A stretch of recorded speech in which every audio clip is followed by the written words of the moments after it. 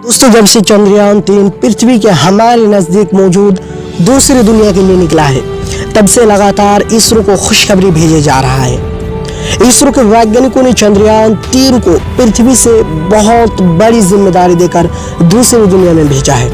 उसे वहां पर ऐसे ऐसे रहस्यों का पता लगाना है जो आज से पहले कोई अंतरिक्ष एजेंसी नहीं लगा पाई है। आज चंद्रयान-3 पृथ्वी से बहुत तेज गति से बढ़ रहा है। हर मोमेंट पर इसरो के कमांड नेटवर्क इसरो के वैज्ञानिकों की नजर रख रहे हैं। चंद्रयान-3 की पल पल की निगरानी की जा रही है।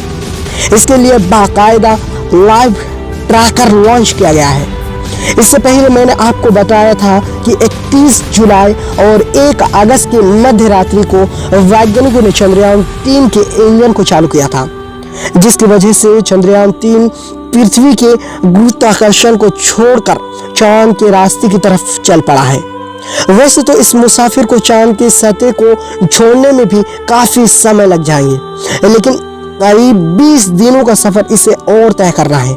लेकिन 5 अगस्त के दिन आखिर वैज्ञानिकों ने फिर से इसके इंजन को चालू करना क्यों चाहा? इस बार ये क्या करिश्मा करने वाला है और आखिर 5 अगस्त के दिन का वैज्ञानिक इंतजार क्यों कर रहे थे? और साथ ही हम आपको ये भी बताएंगे कि चंद्रयान-3 अब तक कितना किलोमीटर दूर पहुंच चुका है और वो अब किस प्रकार के वातावरण में चल रहा है और किस प्रकार के स्पीड को कंट्रोल किया जा रहा है। दोस्तों, वीडियो में आगे बढ़े इससे पहले अगर आप हमारे इस चैनल पर नए हैं तो इस चैनल को सब्सक्राइब करके बेल नोटिफिकेशन को ऑन जरूर कर लीजिएगा, ताकि ऐसे ही नॉलेजेबल वीडियो आप तक पहुंचती रहे। तो दोस्तों, आपको पता ही होगा कि चंद्रयान-3 14 जुलाई को दोपहर के 2:35 पर निकलने के बाद पृथ्वी पर ये 2 हफ्तों तक लगातार पृथ्वी के इर्द गिर्द घूमता रहा। इन 2 हफ्तों में इसने पृथ्वी के चारों ओर अंडाकार ऑर्बिट में 5 राउंड पूरा किया। उसके बाद ये 1 अगस्त को पृथ्वी के ग्रेविटी को छोड़कर अभी पृथ्वी और चंद्रमा के बीच सफर कर रहा है। ये समय न्यूज रिपोर्ट की माने तो 37,000 किलोमीटर प्रति घंटा की रफ्तार से भयानक अंतरिक्ष में आगे बढ़ रहा है। इसी रफ्तार को देखते हुए वैज्ञानिक बता रहे हैं 5 अगस्त को चांद की ऑर्बिट में एंटर करने वाला है और इस समय वैज्ञानिकों को पूरी तरह चौकस रहने की जरूरत है, क्योंकि किसी भी अंतरिक्ष यान को किसी ऑब्जेक्ट की कक्षा में डालना कोई आसान काम नहीं होता है दोस्तों। क्योंकि जिस रफ्तार से ये आगे बढ़ रहा है, इसी रफ्तार से ये चलता रहा तो वो अपना टारगेट को मिस करके आगे भी निकल सकता है। इसके लिए इसके स्पीड को धीरे धीरे कंट्रोल करना पड़ेगा।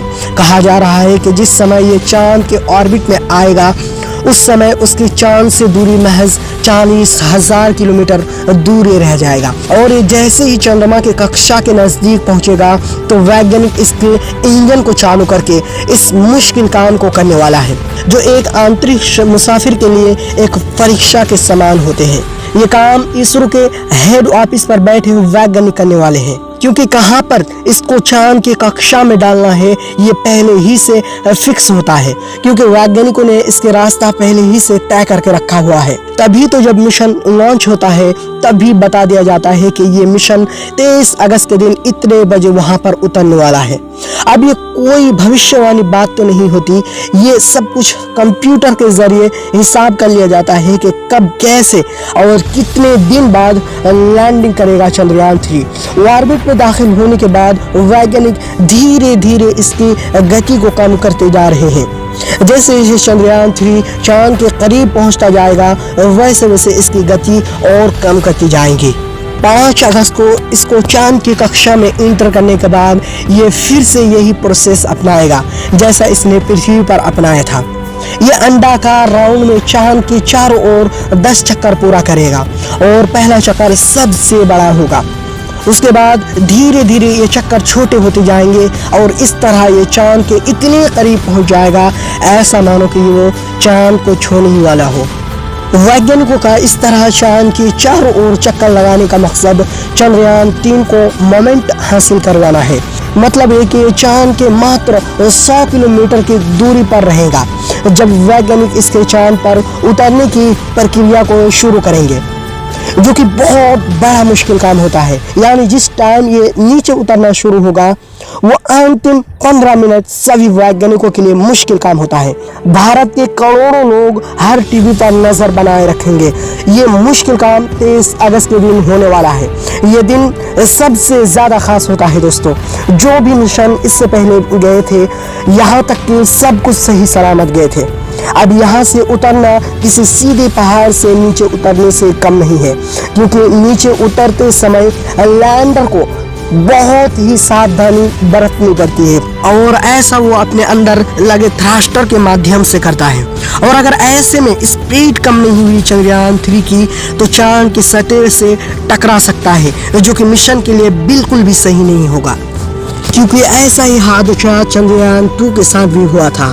चंद्रयान 2 चांद के मात्र 2.1 किलोमीटर के ऊपर था कि तभी चंद्रयान 2 चांद की सतह पर धड़ाम से गिर गया। इसीलिए संपर्क दोबारा भी नहीं हो पाया। हालांकि इस बार काफी ज्यादा सुधार किया गया है चंद्रयान 2 में।